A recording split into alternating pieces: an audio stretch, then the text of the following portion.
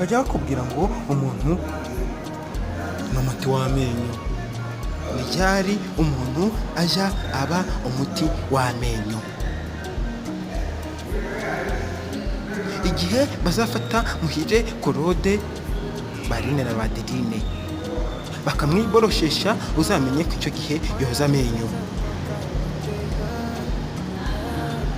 Ni ryari umuntu yogeje amenyo agaca?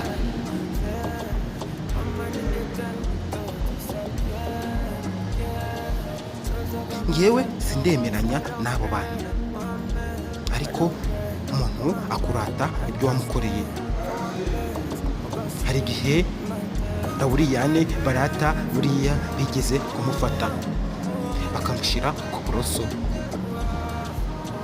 bakamushyira mu gikombe bakamuvanga n'amazi, ubundi bakamwiboroshesha.